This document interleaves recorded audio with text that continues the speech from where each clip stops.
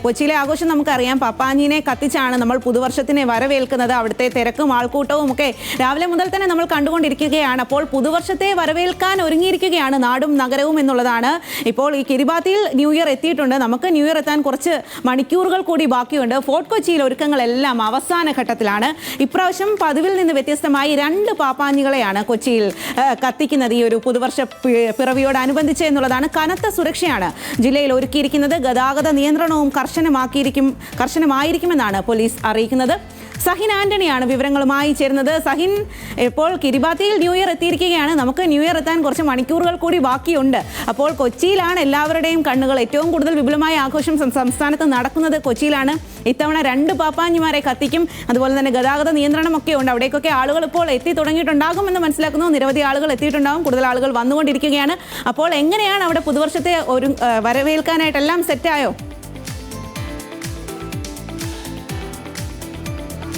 സ്വാതി, കൃത്യമായി പറഞ്ഞാൽ 7 മണിക്കൂറും 40 മിനിറ്റും കഴിഞ്ഞാൽ പുതുവത്സരത്തെ കേരളം അല്ലെങ്കിൽ കൊച്ചി വരവേൽക്കുമെന്നുള്ളതാണ്. എന്തായാലും രാജ്യത്തെ സംബന്ധിച്ചിടത്തോളം ഏറ്റവും നിർണായകമായ ഒരു ഉത്സവം നടക്കുന്നു. അതിൽ കൊച്ചിയാണ് പ്രധാനപ്പെട്ട ഒരു ഇടമെന്ന് പറയുന്നത്. ഗോവയും ഒപ്പം തന്നെ ചെന്നൈയും എല്ലാം അതിനോടൊപ്പം സമാനമായി നിൽക്കുന്ന ഒരിടം കൂടിയാണ് കൊച്ചി. കൊച്ചിയെ സംബന്ധിച്ചിടത്തോളം കേരളത്തിൽ മുഴുവൻ ആളുകളും ഇന്ന് കൊച്ചിയിലേക്ക് ഒഴുകിയെത്തും. കേരളത്തിൻ്റെ അങ്ങേതലം മുതൽ ഇങ്ങേതലം വരെയുള്ള ആളുകൾ കൊച്ചിയിലേക്ക് എത്തുമെന്നുള്ളതാണ്. ഈ കാണുന്നത് പോലെ തന്നെ 2 പപ്പാഞ്ഞിമാരാണ് കൊച്ചിയിലുള്ളത്. ഒന്ന് ഫോർട്ട് കൊച്ചി വെളിയിൽ ഈ കാണുന്ന പപ്പാഞ്ഞി ഗാലാഡി ഫോർട്ട് കൊച്ചിയുടെ ഈ പപ്പാഞ്ഞിയാണ്. മറ്റൊന്ന് പരേഡ് ഗ്രൗണ്ടിലുള്ള കാർണിവൽ കമ്മിറ്റിയുടെ പപ്പാഞ്ഞി. അങ്ങനെ 2 പപ്പാഞ്ഞിമാരെ ആയിരിക്കും കൊച്ചിയിൽ കത്തിക്കുന്നത്. ഒരേ സമയം കൃത്യം 12 മണിക്ക് തന്നെ പപ്പാഞ്ഞിയെ കത്തിക്കും.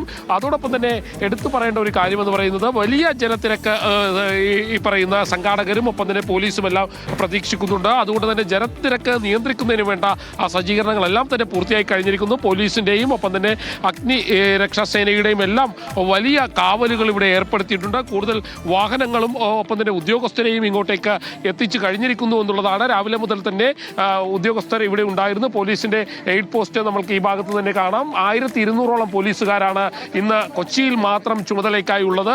അതുകൊണ്ട് തന്നെ ഉച്ചയ്ക്ക് 2 മണിയോടുകൂടി തന്നെ പ്രവേശനങ്ങളെല്ലാം തന്നെ നിയന്ത്രിച്ചിരുന്നു. വിവിധ ജില്ലകളിൽ നിന്നുള്ള വാഹനങ്ങളുടെ പ്രവേശനങ്ങൾ നിയന്ത്രിച്ചിട്ടുണ്ട്. മറ്റ് ഇടങ്ങളിൽ നിന്ന് വാഹനങ്ങൾ എത്തുകയാണെങ്കിൽ സ്വാഭാവികമായും ഫോർട്ട് കൊച്ചിയുടെ കവാടമായിട്ടുള്ള തോപ്പപ്പടിയോ ഇടക്കൊച്ചിയോ അതുമല്ലെങ്കിൽ വൈപ്പിൻ കരയിൽ നിന്നുള്ള ഭാഗങ്ങളോ അവിടെയെല്ലാം നിയന്ത്രണം ഏർപ്പെടുത്തി കഴിഞ്ഞിരിക്കുകയാണ്. ഇനി 7 മണി വരെ മാത്രമേ ആളുകൾക്ക് ഇതിനകത്തേക്ക് പ്രവേശനം ഉണ്ടാകുകയുള്ളൂ. അത് കഴിഞ്ഞാൽ ആളുകളുടെ ഈ കാര്യത്തിലും നിയന്ത്രണം വരുമെന്നുള്ളതാണ് മനസ്സിലാകുന്നത്. അതുകൊണ്ട് തന്നെ പരമാവധി ആളുകൾ ഇത് കണ്ടുകൊണ്ടിരിക്കുന്ന ആളുകൾ ഇങ്ങോട്ട് വരാൻ ആഗ്രഹിക്കുന്നുണ്ടെങ്കിൽ അവർ നേരത്തെ ഇങ്ങോട്ടേക്ക് എത്തേണ്ടതാണ്. കാരണം നേരത്തെ സൂചിപ്പിച്ചതുപോലെ തന്നെ 2 പപ്പാഞ്ഞി ഉള്ളത് കൊണ്ട് തന്നെ കൂടുതൽ സുരക്ഷ ഇവിടെ ഉറപ്പുവരുത്തിയിട്ടുണ്ട്. ആ കാണുന്നതാണ് ഗാലാഡിയുടെ പപ്പാഞ്ഞി. ഇത്തവണത്തെ പപ്പാഞ്ഞിക്ക് ഒരു പ്രത്യേകത കൂടിയുണ്ട്. പപ്പാഞ്ഞിയെ കത്തിക്കുന്നത് ചെറിയ മറ്റൊരു പപ്പാഞ്ഞിയായിരിക്കും. റിമോട്ട് കൺട്രോളിലായിരിക്കും ഈ പപ്പാഞ്ഞിയെ കത്തിക്കുന്നത്. റിമോട്ട് കൺട്രോളിൽ അതിൽ സ്ഫോടക വസ്തുക്കൾ നിറച്ചിട്ടുണ്ട്. ആ സ്ഫോടക വസ്തുക്കൾ കൃത്യം 12 മണിയോടുകൂടി റിമോട്ട് കൺട്രോളോടുകൂടി പ്രവർത്തിപ്പിച്ച് പൊട്ടിത്തെറിപ്പിക്കും അല്ലെങ്കിൽ പൊട്ടിത്തെറിക്കുമെന്നുള്ളതാണ് മനസ്സിലാക്കാൻ കഴിയുന്നത്. എന്തായാലും അനിൽ ജോർജ് കൂടി ഇന്ന് നമ്മോടൊപ്പം ഇവിടെ റിപ്പോർട്ട് ചെയ്യാനുണ്ട്. അനിൽ എങ്ങനെയാണ് അനിൽ ഇതിനു മുൻപ് ഫോർട്ട് കൊച്ചിയിൽ റിപ്പോർട്ട് ചെയ്യാൻ എത്തിയിട്ടുണ്ടോ? പിന്നെ തീർച്ചയായിട്ടും കുറേ വർഷങ്ങൾ ഇതിനൊക്കെ മുമ്പ് ബീച്ച് സൈഡിൽ ഈ പാപ്പാഞ്ഞി കത്തിക്കൽ ഉണ്ടായിരുന്ന സമയത്ത് നമ്മൾ ഒരുമിച്ച് ഈ റിപ്പോർട്ട് ചെയ്ത കാര്യങ്ങൾ ഓർക്കുന്നില്ലേ സഹിൻ? യഥാർത്ഥത്തിൽ ബീച്ചായിരുന്നു ഒരു വലിയ മനോഹരമായ ഒരു സ്ഥലമല്ലേ? അതെ, തീർച്ചയായിട്ടും. കടൽക്കാറ്റൊക്കെ ആഞ്ഞടിച്ച് കേടുമ്പോഴത്തേക്ക് രാത്രി ഒരു പൊളി വൈബായിരുന്നു. കൊച്ചിയുടെ ഒരു പൊളി വൈബായിരുന്നു. അതെ അതെ. പക്ഷേ ആൾക്കൂട്ടത്തിന് നിൽക്കാനുള്ള ഒരു സൗകര്യവും കാര്യങ്ങളും ഒക്കെ കണക്കിലെടുത്തല്ലേ പിന്നീട് ഈ വെളിയ മൈതാനത്തിലേക്ക് കാര്യങ്ങൾ നീങ്ങുകയൊക്കെ ചെയ്തത്. പക്ഷേ കഴിഞ്ഞ തവണത്തേക്കാൾ ആളുകൾ കൂടുതൽ എത്തിച്ചേരും എന്ന കാര്യം ഉറപ്പാണ്. പക്ഷേ ഈ പൊടി ഭയങ്കര പ്രശ്നമായിരിക്കുമെന്ന് എനിക്ക് തോന്നുന്നു. ഈ പൊടി ഈ ഭാഗത്ത് മാത്രമേ ഉള്ളൂ. പക്ഷേ അങ്ങോട്ടേക്ക് മാറിക്കഴിഞ്ഞാൽ സ്വാഭാവികമായി ഇപ്പോൾ തന്നെ നനച്ചു തുടങ്ങും. അതുകൊണ്ട് തന്നെ വലിയ പൊടി ആളുകളെ ബാധിക്കുമെന്ന് ഘട്ടത്തിൽ പ്രതീക്ഷിക്കേണ്ട. കാരണം കഴിഞ്ഞ 10 ദിവസമായി ഇവിടെ ആഘോഷം നടക്കുന്നുണ്ടല്ലോ. ഇനി നാളെ ഫോർട്ട് കൊച്ചി കാർണിവലിൻ്റെ ഒരു തുടക്കം കൂടിയുണ്ട്. അതും കൂടി വളരെ രസകരമാണല്ലേ? തീർച്ചയായിട്ടും സൈന. വൈകുന്നേരം വലിയ നിശ്ചല ദൃശ്യങ്ങളൊക്കെ കാണാൻ വേണ്ടി ഒരുപാട് ആളുകൾ, ഒരു പരേഡ് നടക്കുന്ന ഒരു പ്രതീതിയായിട്ട് ഈ കാർണിവലിൻ്റെ സമാപനത്തോടനുബന്ധിച്ച് സാധാരണ ഈ പപ്പാഞ്ഞി എന്ന് പറയുന്നത് ഒരു ഏറ്റവും സാധുവായിട്ടുള്ള ഒരു മനുഷ്യനായിട്ടാണ് ചിത്രീകരിക്കുന്നത്. അപ്പോൾ ഈ പപ്പാഞ്ഞിയെ 12 മണിക്ക് കൊച്ചിയിൽ കത്തിക്കും, കൊച്ചിക്കാർ കത്തിക്കും എന്ന് പറയുന്നത് ഒരു സാധുവിനെ പിടിച്ച് അങ്ങോട്ട് ഇവന്മാരെല്ലാം കൂടി അങ്ങോട്ട് കത്തിക്കണം. തീർച്ചയായിട്ടും അങ്ങനെ തോന്നുന്നു. കാരണം എന്താണെന്ന് വെച്ച് കഴിഞ്ഞാൽ വേറെ തിരിച്ച് ഒന്നും ചെയ്യാത്ത ഒരാളെ പിടിച്ച് എല്ലാ പാവപാടും ഏൽപ്പിച്ച് കത്തിച്ച് ഒരു വർഷത്തെ മുഴുവൻ കാര്യങ്ങളും തീർത്ത് പറഞ്ഞു വിടുക. ബെന്നിച്ചേട്ടനോട് ഞങ്ങൾക്ക് ഒരു കാര്യം തിരക്കാണ്. ബെന്നിച്ചേട്ടൻ ഫോർട്ട് കൊച്ചിക്കാരനാണല്ലോ. ബെന്നിച്ചേട്ടാ, ഈ പപ്പാഞ്ഞി വളരെ സാധുവായിട്ടുള്ള ഒരു മനുഷ്യനാണ്. ഈ പപ്പാഞ്ഞിയെ കത്തിക്കുന്നത് ഞങ്ങൾ തമാശ രൂപയുടെ പറയാറുണ്ട്. ഈ കൊച്ചിക്കാർ രാത്രി ആയി കഴിയാൻ നേരത്ത് ഒരു പാവം ഒരു മനുഷ്യനെ പിടിച്ച് അങ്ങ് കത്തിക്കുന്നത്, അങ്ങനെയാണോ ഇത്? അങ്ങനത്തെ ഒരു സംവിധാനമേ ഇല്ല. ഇതിൻ്റെ അകത്ത് പാവവും ഇതുങ്ങളൊന്നുമില്ല. ഇതൊരു ആചാരവുമല്ല. പക്ഷേ നമുക്ക് മുമ്പേ നമ്മുടെ ഗ്രാൻഡ്മയെല്ലാം പൂർവികർ ഇവിടെ ഈ ഗ്രൗണ്ടിൽ തന്നെ ചെറിയ ചെറിയ പപ്പാഞ്ഞികളെ ഉണ്ടാക്കി അതിൻ്റെ അകത്ത് ഞങ്ങൾ മനസ്സിലാക്കിയിട്ടുള്ളത്, ഇപ്പം നമ്മൾക്കെല്ലാം 19 വയസ്സായല്ലോ, ഞങ്ങൾ മനസ്സിലാക്കിയിട്ടുള്ളത് കഴിഞ്ഞ വർഷത്തെ എല്ലാ ദുഃഖങ്ങളും സങ്കടങ്ങളും എന്താണ് അതിന് പറയുന്നത്, മനുഷ്യൻ്റെ എല്ലാ ദുഃഖങ്ങളും കഷ്ടപ്പെടലുകളും എല്ലാം മാറിപ്പോയി മിഡ് നൈറ്റ് ആകുമ്പോഴത്തേക്കും പുതിയൊരു വർഷത്തിൻ്റെ എല്ലാ സമ്പൽ സമൃദ്ധിയും മനുഷ്യരിലേക്ക് കടന്നു വരുന്നു, ലോകത്തിലേക്ക് കടന്നു വരുന്ന അത്തരത്തിലുള്ളൊരു ആചാരമാണോ ആചാരമല്ല, ഐതിഹ്യമാണോ ഐതിഹ്യമല്ല, ഇത് ഞങ്ങളിങ്ങനെ വന്ന ഒരു സംസ്കാരത്തിൻ്റെ ഭാഗമാണ്. അതിൻ്റെ അകത്ത് പാവം പപ്പാഞ്ഞി ക്രൂരം പപ്പാഞ്ഞി എന്നൊന്നുമില്ല. ഇത് നോക്കൂ, 100-200 പപ്പാഞ്ഞികളോളം കത്തിക്കുന്നുണ്ട്. പക്ഷേ ഒരുപക്ഷെ ഇന്ത്യയിൽ ഗോവയിൽ തന്നെ ഇന്ത്യയിൽ ഏറ്റവും വലിയ പപ്പാഞ്ഞി 55 അടി പൊക്കമുള്ള ഒരു പപ്പാഞ്ഞി ആകുമ്പോൾ അത് കാണാൻ ആൾക്കാർ വരും. അത് തന്നെയാണ് അനില ഈ ബെന്നിച്ചേട്ടൻ പറഞ്ഞു വെച്ച പോലെ പോയ കാലത്തിന്റെ ഒരു ഓർമ്മകളും അല്ലെങ്കിൽ നഷ്ടങ്ങളും എല്ലാം കളഞ്ഞുകൊണ്ട് വരുന്ന കാലത്തിന്റെ പ്രതീക്ഷകളാണ് ഈ പപ്പാഞ്ഞി എന്ന് പറയുന്നത്. അപ്പം തന്നെ ബെന്നിച്ചേട്ടൻ ഈ പപ്പാഞ്ഞിക്ക് വലിയ ചിലവൊക്കെ വരില്ല, എങ്ങനെയാണ്? 100% നിങ്ങൾ നോക്കൂ, ഇവിടെ ഈ പപ്പാഞ്ഞിയുടെ സ്ട്രക്ചർ എഴുന്നേറ്റ് നിൽക്കുമ്പോൾ 9 ദിവസം കൊണ്ട് ഞങ്ങളുടെ കൂട്ടത്തിലെ ഒരു ക്ലബ് അംഗം, ആ ശില്പി അരുൺ എന്ന് പറയുന്ന ശില്പി, ഞങ്ങളുടെ ആൾക്കാരും പണി തീർത്തതാണ് ഈ രൂപം. ഇതൊരു ഇറ്റാലിയൻ കാർണിവലിന് അവതരിപ്പിക്കുന്ന ഒരു സ്ട്രക്ചറാണ്. ആ ഇറ്റാലിയൻ പപ്പാഞ്ഞിയാണ് നമ്മൾ അവതരിപ്പിച്ചിട്ടുള്ളത്. 3.5 ലക്ഷം രൂപയാണ് ഈ പപ്പാഞ്ഞി ഉയർത്തെഴുന്നേറ്റ് നിൽക്കുമ്പോൾ പപ്പാഞ്ഞിക്ക് മാത്രം നിൽക്കേണ്ടത്. നമ്മൾ മനസ്സിലാക്കേണ്ട ഒരു കാര്യം, ഈ പപ്പാഞ്ഞിക്ക് 3.5 ലക്ഷം എന്ന് പറയാൻ നേരത്ത് കുറഞ്ഞത് ഒരു 10-40 ലക്ഷം രൂപ ചെലവ് വരും. ബെന്നിച്ചേട്ടൻ പലപ്പോഴും ഇതിൽ പലയിടങ്ങളിലും കടക്കാരനായി മാറുന്നു എന്നുള്ളതാണ് നമുക്ക് മനസ്സിലാക്കാൻ കഴിയുന്നത്. അത് പ്രേക്ഷകരും കൂടി മനസ്സിലാക്കേണ്ടതാണ്. ഈ മനുഷ്യൻ പല ഘട്ടങ്ങളിലും ഈ ആചാരം കഴിഞ്ഞ് കഴിയുമ്പോൾ അല്ലെങ്കിൽ നമ്മുടെയൊക്കെ സന്തോഷം കഴിഞ്ഞ് കഴിയുമ്പോൾ ബെന്നിച്ചേട്ടൻ പലിശക്കെടുത്ത് മുടിയുന്ന ഒരു അവസ്ഥയിലേക്കാണ് കാര്യങ്ങൾ പോയിക്കൊണ്ടിരിക്കുന്നത്. ഇത്തവണ സാമ്പത്തിക പ്രതിസന്ധി ഉണ്ടെന്നുള്ളത് സത്യമാണ്. പക്ഷേ ഞങ്ങൾ ഫോർട്ട് കൊച്ചി നിവാസികൾ, പശ്ചിമ കൊച്ചി നിവാസികൾ വരുന്നവരെ, രാജ്യത്തിൻ്റെ വിവിധ ഭാഗങ്ങളിൽ നിന്നും വിദേശികളായിട്ടുള്ളവർ, പുറത്തെ സംസ്ഥാനത്തിൻ്റെ വിവിധ ജില്ലകളിൽ നിന്ന് വരുന്നവരെ ഞങ്ങൾ കൊച്ചിക്കാർ മാറോട് ചേർത്ത് പിടിച്ച് അവരെ സന്തോഷിപ്പിച്ച് സംതൃപ്തിയോടെ തിരിച്ചയക്കുന്ന ഒരു സംസ്കാരമാണ് ഞങ്ങൾക്കുള്ളത്. അതോടൊപ്പം തന്നെ അനില ഈ പറയാനുള്ളത്, ഈ തൊട്ടടുത്ത് കുറേ കടകളൊക്കെ കാണുന്നുണ്ട്. ബെന്നിച്ചേട്ടാ, ആ കടകൾക്കൊരു കഥ ഉണ്ടല്ലോ പറയാനായിട്ട്. അത് കടകൾക്കും ഉണ്ട് ഒരു കഥ. ഈ ഇരിക്കുന്ന മുഴുവൻ കടകളും നമ്മുടെ അയൽക്കൂട്ടങ്ങൾ, സ്ത്രീകൾ, നാം ഉൽപ്പാദിപ്പിക്കുന്ന വിറ്റഴിക്കുകയും അതിലൂടെ ആഭ്യന്തര മാർക്കറ്റിൽ ചില കാര്യങ്ങൾ സ്ത്രീകൾക്ക് കിട്ടുകയും ചെയ്യുമ്പോൾ ഒരു ഓൺ സ്റ്റെബിലിറ്റി കിട്ടുകയാണ്. ഒരു രൂപ മേടിക്കാതെ 1 ലക്ഷം രൂപ അങ്ങോട്ട് വൈദ്യുതിക്ക് കൊടുത്ത് ആ 100-200ഓളം സ്ത്രീകൾ നടത്തുന്ന ഏറ്റവും ഹൈജീനിക് ആയിട്ടുള്ള ഫുഡുകൾ 5 രൂപ മുതൽ 25 രൂപക്ക് വരെ പാലിട്ട കപ്പ കിട്ടും, മത്തിയും കപ്പയും കിട്ടും, പഴംപൊരിയും ബീഫ് ഫ്രൈയും കിട്ടും. അങ്ങനെയുള്ള ഏറ്റവും ചീപ്പായിട്ടുള്ള ഒരു സംവിധാനത്തിൽ 1 രൂപ നമ്മൾ വാങ്ങുന്നില്ല. 1 രൂപ പോലും നമ്മൾ ഈ സംഘടന ഗാലാഡി എന്ന് പറയുന്ന സംഘടന വാങ്ങുന്നില്ല എന്നുള്ളത് അവർ തന്നെ പ്രൂവ് ചെയ്തിട്ടുള്ള കാര്യമാണ്.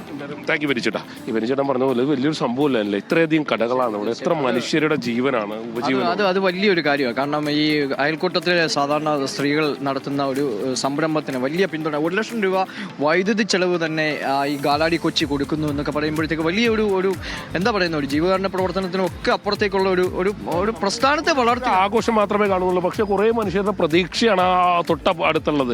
അത് തന്നെയാണ് നേരത്തെ ബെന്നിച്ചേട്ടൻ പറഞ്ഞതുപോലെ പോയ കാലത്തിന്റെ എല്ലാ കഷ്ടപ്പാടുകളൊക്കെ ഇവിടെ ഉപേക്ഷിക്കുന്നതാണ്. ഈ പപ്പാഞ്ഞിയുടെ രൂപത്തിൽ അങ്ങ് ഉപേക്ഷിച്ച് കളയണാണ്. അപ്പോൾ പകരം ഒരു പ്രതീക്ഷയാണ് എടുത്തു വയ്ക്കുന്നത്. തീർച്ചയായിട്ടും നമുക്കും പ്രതീക്ഷയില്ലേ? കാരണം ഇതെല്ലാം കത്തി തീർന്ന് അടുത്ത വർഷം വരുമ്പോഴത്തേക്ക് പുതിയ കാര്യങ്ങൾ, പുതിയ മേഖലകൾ, അതെനിക്ക് സംഗീത ഇക്കാര്യം ശ്രദ്ധിക്കേണ്ടതാണ്. ഇത് ആരാണെങ്കിലും ഇക്കാര്യം ശ്രദ്ധിക്കേണ്ടതാണ്. അതിൽ പറയുന്ന പുതിയ പ്രതീക്ഷകളിലെ പ്രതീക്ഷ ഉണ്ടെന്നാണ്. എന്തായാലും ഈ പറഞ്ഞതുപോലെ തന്നെ പുതിയൊരു പ്രതീക്ഷയാണ്. ഒപ്പം തന്നെ ബ്യൂറോ ചീഫ് പുതിയ ബീറ്റുകൾ പുതിയതായി ഇതും വെച്ചതിടും. അത് തന്നെയാണ് ഇത് പറയുന്ന കൂട്ടത്തിൽ എന്നെയും പറയുന്നുണ്ട്. ഇതെല്ലാം പ്രേക്ഷകർ മനസ്സിലാക്കാം. കുറച്ച് ആളുകളൊക്കെ അവിടെ കൂടിയിരിക്കുന്നുണ്ട്. അവരോട് കൂടി കാര്യങ്ങളൊക്കെ ഒന്ന് ചോദിക്കാം. എനിക്ക് തോന്നുന്നു ഡെസ്ക് പെട്ടെന്ന് മരിക്കാനുള്ള സാധ്യത കാണുന്നില്ല. അതുകൊണ്ട് തന്നെ നമുക്ക് ആളുകളോടൊക്കെ കാര്യങ്ങളൊക്കെ ചോദിച്ചു. ഈ കുട്ടികളൊക്കെ ഇങ്ങനെ പല ആളുകളും പല സ്ഥലങ്ങളിൽ നിന്നൊക്കെയാണ് വന്നേക്കുന്നത്. ചേട്ടാ ഇവിടുത്തുകാരാണോ? അല്ലല്ല, കോട്ടയാ. കോട്ടയത്ത് ഇത് കാണാൻ വേണ്ടി അതെ അതെ, കോട്ടയം വൈക്കം. ഞാൻ കോട്ടയംകാരനാണ്, അതുകൊണ്ടാ ചോദിച്ചാ. ചങ്ങനാശ്ശേരി. ഞങ്ങൾ വൈക്കം. ഇത് എല്ലാ കൊല്ലവും വരാറുണ്ടോ? അല്ല, അങ്ങനെ എല്ലാ കൊല്ലം വരാറില്ല, റെഗുലറായിട്ട് വരാറില്ല. ഈ ഒരു ട്രാഫിക് അങ്ങനെയുള്ള സംഭവം കൊണ്ട് ഇടയ്ക്കിടയ്ക്ക് ഇത്തവണ എന്തായാലും വരും.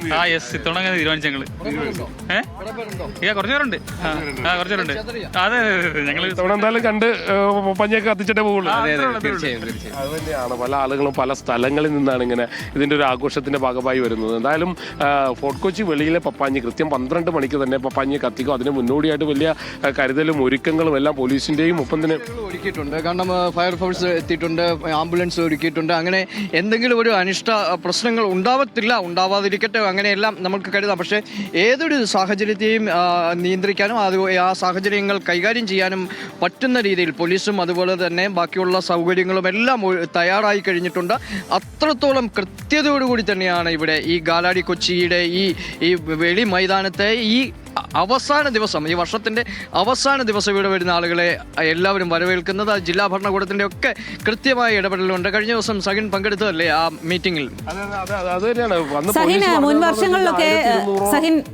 മുൻ വർഷങ്ങളിലൊക്കെ വലിയ ആൾത്തിരക്കുണ്ടായിരുന്നു. അപ്പോൾ അത്തരത്തിൽ ഈ ആളുകളെയൊക്കെ നിയന്ത്രിക്കാൻ വലിയ ബുദ്ധിമുട്ടുണ്ടായിരുന്നു. ആളുകളൊക്കെ ഈ തിക്കിലും തിരക്കിലും പെട്ട് ഒരുപാട് ബുദ്ധിമുട്ടിയായിരുന്നു. പ്രത്യേകിച്ചും ഈ ഒരു 12 മണി കഴിയുമ്പോൾ, ഈ പപ്പാഞ്ഞിയെ കത്തിച്ച് കഴിയുമ്പോൾ എല്ലാവരും ഉടൻ തന്നെ സ്ഥലം വിടണമെന്നും പോലീസിന്റെ നിർദ്ദേശമുണ്ട്. അപ്പോൾ ആ സമയത്തൊക്കെ വലിയ തിരക്കൊക്കെ ഉണ്ടായിരുന്നു. അതൊക്കെ ആളുകൾ ആ ബുദ്ധിമുട്ടായൊക്കെ പറയുകയും പങ്കുവയ്ക്കുകയൊക്കെ ചെയ്തതാണ്. അപ്പോൾ ഇത്തവണ അതിൽ ആളുകളെ സുരക്ഷിതമായി തന്നെ തിരികെ അവരവരുടെ സ്ഥലങ്ങളിലേക്ക് മടക്കി അയക്കാനുള്ള സൗകര്യങ്ങളൊക്കെ കൃത്യമായി ഏർപ്പാടാക്കിയിട്ടുണ്ടോ? തീർച്ചയായിട്ടും. അതായത് ഇത്തവണ 12 മണിയല്ല, ആളുകളേക്ക് ഒന്ന് കാണിച്ചു കൊടുക്കാം. ഇത്തവണ 12 മണിയല്ല, പകരം പുലർച്ചെ വെളുക്കുവോളം ആളുകൾക്ക് ഇവിടെ ആഘോഷിക്കാമെന്നുള്ളതാണ്. 12 മണിക്ക് പപ്പാഞ്ഞിയെ കത്തിച്ച ഉടൻ തന്നെ ആളുകൾ ഇവിടുന്ന് നാട് വിട്ടു പോകേണ്ട അവസ്ഥയൊന്നുമില്ല. പോലീസ് അതിലൊരു ഇടപെടൽ നടത്തില്ല എന്നുള്ളത് തന്നെയാണ്. പകരം ആളുകൾക്ക് ആഘോഷിക്കാം, ആടാം, പാടാം എന്നുള്ളതാണ്. ആ കാണുന്നത് പോലെ 1,00,000 വാട്ട്സിന്റെ സൗണ്ട് സിസ്റ്റമാണ് ഒരുക്കിയിരിക്കുന്നത്. 12 മണിക്ക് പപ്പാഞ്ഞിയെ കത്തിച്ച് കഴിഞ്ഞാൽ ഉടൻ ഇവിടെ ചെറുപ്പക്കാരുടെ, പ്രത്യേകിച്ചും ഈ പൂക്കീസിന്റെ ഒക്കെ ഡാൻസും പാട്ടും ആരംഭിക്കും എന്നുള്ളതാണ്. ഈ നേരത്തെ പറഞ്ഞതുപോലെ തന്നെ DJ ആയിരിക്കും. DJ എന്ന് പറഞ്ഞാൽ എനിക്ക് മനസ്സിലാക്കാൻ കഴിഞ്ഞ ടെക്നോയാണ്. ഞാനൊക്കെ ഭയങ്കരമായിട്ട് ഡാൻസ് ചെയ്ത് അർമാദിക്കാന്ന് വിചാരിച്ചു. എങ്ങനെയാണ് ഇപ്പോൾ എവിടെ നിന്ന് വന്നടാ? എവിടെ ചോദിക്കട്ടെ, നീ എവിടെ വീട് എവിടെയാ? എന്റെ വീട് ഇവിടെ പാലക്കാടാണ്. ഇതിനു വേണ്ടി വന്നതാണോ? എപ്പോഴാ പിടിച്ചു എടാ പാലക്കാട് എപ്പോഴാ വന്നത്? ഞാൻ എന്താ പോന്നിട്ടുള്ളൂ. ഒറ്റക്കാണോ വന്നത്? ഒറ്റയ്ക്ക് എല്ലാ ചക്കം ഫ്രണ്ട്സ് ഉണ്ട്. മക്കളാണ്. ആടാ ചോദിക്കട്ടെ, എന്താ പേര്? വിവേക് എന്ത് ചെയ്യണ്? ഞാൻ AC മെയിൻ്റെനൻസ്. ഇവിടെ ഇത്തവണ പാലക്കാട് നിങ്ങളുടെ വീട്? പാലക്കാട് ഒറ്റപ്പാലം. എന്താ കാര്യം? കുറെ വരണം പ്ലാൻ ആക്കുന്നു, നടന്നില്ല. ഇപ്രാവശ്യം എങ്ങനെ വന്നു? ട്രെയിനിന് വന്നു? ബൈക്ക് തൊട്ടപ്പുറത്ത്. ഇനി എത്ര മണിക്കാ? ഇനി നാളെ പോവുള്ളൂ. അത് തന്നെയാണല്ലേ ഈ ഒരു എന്താ പറയുന്നത്, ഈ പോയ വർഷത്തിന്റെ പ്രതീക്ഷയെല്ലാം, പോയ വർഷത്തിന്റെ നഷ്ടങ്ങളൊക്കെ ഇവിടെ ഉപേക്ഷിച്ച് വരുന്ന വർഷത്തിന്റെ ഒരു പ്രതീക്ഷയ്ക്കായിട്ട് അവരിങ്ങനെ സന്തോഷിക്കാൻ നേരത്ത് ഈ എല്ലാവരും ഒരു പുതിയ വർഷത്തിന്റെ സൂര്യോദയം കണ്ടതിന് ശേഷം മാത്രമേ ഇവിടെ നിന്ന് പോകുള്ളൂ എന്നാണ് അവർ പറഞ്ഞു വെക്കുന്നത്. എന്തായാലും ഇങ്ങോട്ട് വാ, കുറെ നേരമല്ലേ ഫോട്ടോ എടുക്കണ്ടായിരുന്നില്ല. എന്താ പേര്? എവിടെ നിന്നാ വരുന്നേ? കണ്ണൂരിൽ നിന്ന്. ആദ്യമായിട്ടാണോ വരുന്നത്?